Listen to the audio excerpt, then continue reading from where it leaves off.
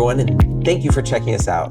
This is SAC Health Answers, a program where we answer your questions on health. I'm Dr. Jason Lohr. Many of you may know me here as the CEO of SAC Health, but I'm also a practicing family medicine physician. Let's dive into the question for today. This question comes from Diego. Diego says, I often get sore muscles after exercising or just from a long day, especially on my lower back and neck. Is it better to take ibuprofen or acetaminophen for my muscle aches? And is there a difference? Is it okay for me to take over-the-counter pain meds regularly? So Diego, this is a great question, really differentiating both the difference between ibuprofen and acetaminophen. Acetaminophen, we'll start with, also known as Tylenol, is a medication that primarily works on the central nervous system to block pain signals.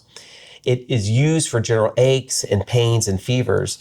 The key benefit of Tylenol or acetaminophen is that it's more gentle on the stomach and it's safer to use in situations where you may actually have issues of gastritis or ulcer or problems with your stomach, or even with somebody who may have kidney or liver issues. So it is actually the safest medication. It's also the safest medication for pain if you're older than 65 years old or in the elderly population. And so we really would prefer that medication for that age group.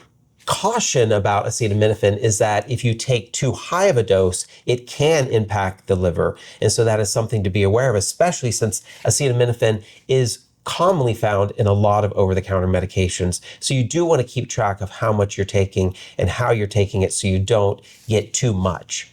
Ibuprofen, on the other hand, is a medication that's typically used for inflammation. It can be used for fever and pain, but it's focused also on inflammation. So anything that causes increased inflammation in the body, ibuprofen can be used for. And that may include sore muscles, that may include times that there's arthritis or other inflammatory processes happening in the body.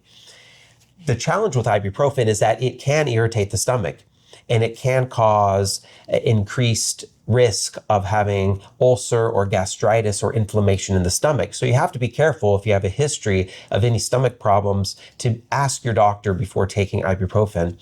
Also, you have to be aware that ibuprofen, if you have kidney issues or if there are other issues in the body, including if you're older than 65, and if you have high blood pressure or heart disease, then you want to have a little bit of caution with taking ibuprofen. We typically recommend the lowest dose for the shortest amount of time of ibuprofen if you have any of those other medical histories.